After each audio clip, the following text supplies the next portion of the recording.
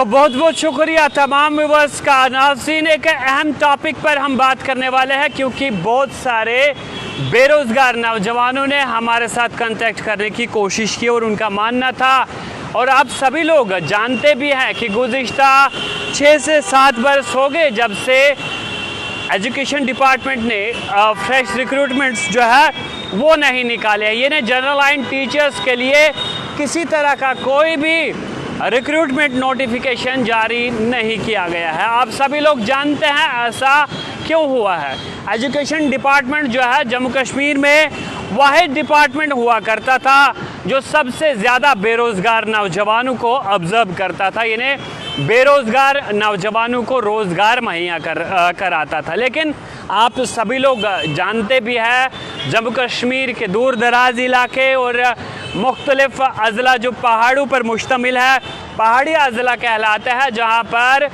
जो private business हो या प्राइवेट जो कमर्शियल एस्टेब्लिशमेंट्स हो, कोई भी ऐसा बिज़नेस नहीं चलता जहाँ नौजवान जो है वो रोज़गार कमा सकते हैं। और दूर दराज इलाकों की अगर हम बात करें तो मैक्सिमम नौजवान जो है वो खूब दिल लगाकर पढ़ाई करते हैं। और आज की डेट में अगर देखा जाए तो हमारे पास यानी जम्मू कश्मीर में BEd, MEd, MPhil, PhD, MA, MEd तमाम जो बेरोज़गार नौजवान हाईली क्वालिफाइड है और जिन्होंने इतनी बड़ी बड़ी डिग्रियां परस्यू की है, जिन्होंने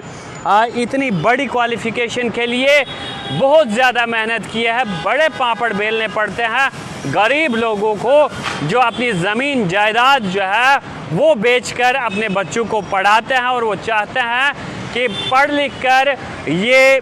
एक अच्छा इंसान हमारा बेटा बने या फिर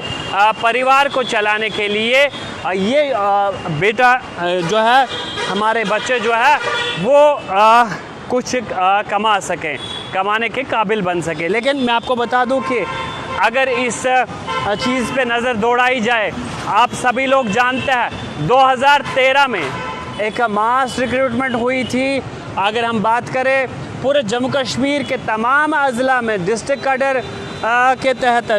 यानी एजुकेशन डिपार्टमेंट में पोस्टें निकली थी और कई अज़ला में 400, 500, 300, 200 इतनी ज़्यादा पोस्टें निकली थी जनरल लाइन टीचर्स की। और बहुत सारे पढ़े लिखे हाईली क्वालिफाइड नौजवान जो है उनकी वजह से एजुकेशन डिपार्टमेंट में जो है कहीं ना कहीं रिफॉर्म्स आई थी, कहीं ना कहीं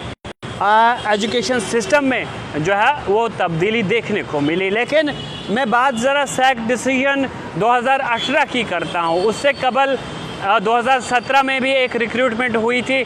जब वादी कश्मीर के मुख्तलिफ अज़ला या जम्मू के 1 से 2 अज़ला में जो है जनरल लाइन टीचर की वैकेंसीज़ निकाली गई थी। लेकिन उसके बाद अभी तक यानी 2024 भी ख़त्म हो रहा है और अभी उमर अब्दुल्ला लेड गवर्नमेंट से जो है एक्सपेक्टेशंस है कि ये सरकार जो है हमें सुनेगी, क्योंकि 2018 में अगर देखा जाए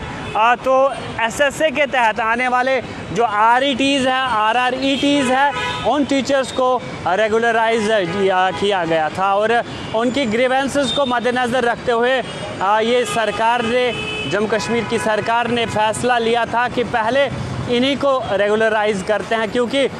तब इन आरईटीज़ या आरआरईटीज़ को बहुत ज़्यादा परेशानियां आती थी, क्योंकि इनके लिए एक सेपरेट बजट आता था और एसएसए के तहत यानी सेंटर से इनके लिए जो है सैलरीज़ के लिए पैसा आता था, तो कई महीनों तक इन्हें सैलरियाँ वागुजार नहीं होती थी। तो उसी चीज़ को मद्देनज़र रखकर तब सरकार ने ये डिसीजन लिया, ये फ़ैसला लिया किया जाए और उसके बाद ही आप जो है फ्रेश रिक्रूटमेंट के लिए आगे बढ़ सकते हैं। लेकिन मैं आपको बता दूं कि अगर जम्मू कश्मीर पर नज़र दौड़ाई जाए तो इस वक्त प्रोफेशनल डिग्रीज़ लेकर जो है हज़ारों नौजवान अपने घर पर बैठे हुए हैं और बहुत सारे अब वो उम्र की वो हद भी पार कर चुके हैं जो रिक्रूटमेंट के लिए दरकार रहती है। आप सभी लोग जानते हैं बीएड, एमएड, एमफिल, पीएचडी हो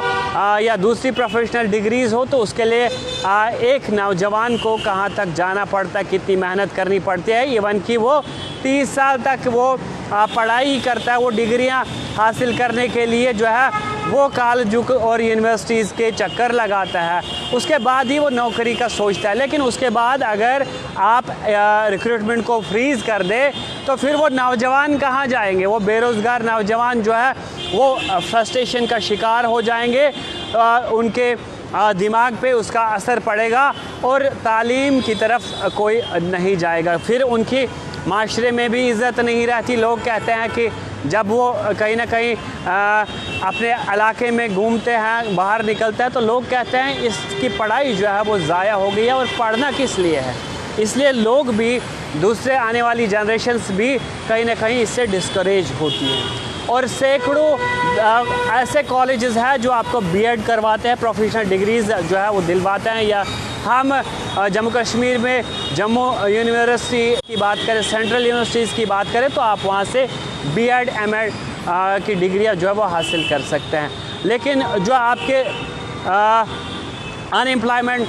ऑफिसेस जो डिस्ट्रिक्ट्स में है, जिस तरह से आपने देखा कि गुज़िश्ता कुछ साल कबल वहाँ से डाटा जो निकल कर सामने आया, उसमें आपने देखा कि कितने लोग जो है, कितने नौजवान जो है वो बेरोज़गार हैं, हालांकि उनके पास बीएड की डिग्री है, एमएड की डिग्री है, और उन्होंने पढ़ाई इसीलिए की थी कि वो एक नोबल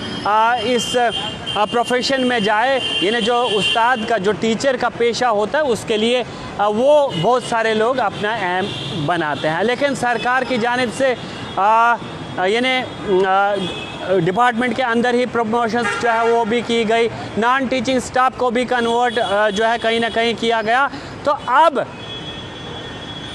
ये बेरोज़गार नौजवान इस सरकार से उम्मीदें वाबस्ता रखता है। लेकिन देखने वाली ये बात होगी कि उमर लेड गवर्नमेंट जो है क्या इस चीज़ पर पहले ही बहस में, यानी पहले ही कैबिनेट मीटिंग में जो है पहले ही असेंबली में इस मुद्दे पर बात करेगी, या जिस तरह से सकीना इत्तू ने जो पद संभाला है, जो डिपार्टमेंट जो है उन्हें मिला है, तो क्या वो इस चीज़ को खंगालेंगी? और क्या बेरोज़गार नौजवान जो ओवर एज भी हो रहे हैं और गुज़िश्ता 6 से 7 बरस से इंतज़ार कर रहे हैं कि एजुकेशन डिपार्टमेंट में रिक्रूटमेंट की जाए और उन्हें बतौर टीचर तैनात किया जाए, तो क्या इन चीज़ों को जो है वो आने वाले वक्त में देखा जाएगा? क्या इन पढ़े लिखे बेरोज़गार नौजवानों को रोज़गार मिलेगा? क्या इन्हें हमारे साथ इस वक्त भी बहुत सारे नौजवान जो है वो कनेक्शन में हैं, वो कहते हैं कि हमारे लिए आवाज़ बुलंद करें। लेकिन हम सब का कर्तव्य बनता है कि बेरोज़गार पढ़े लिखे नौजवानों के लिए जो है वो आगे जो है आवाज़ पहुंचाए। लेकिन सरकार को चाहिए कि उनके लिए बेहतरीन इक़दामात करे और आने वाले टाइम में टीचर के लिए जो है वो रिक्रूटमेंट का जल्द अज जल्द जो है नोटिफिकेशन जारी करे। तो फ़िलहाल बड़ी खबर के साथ मुझे यानी सोहेल जावेद को दीजिए इजाज़त।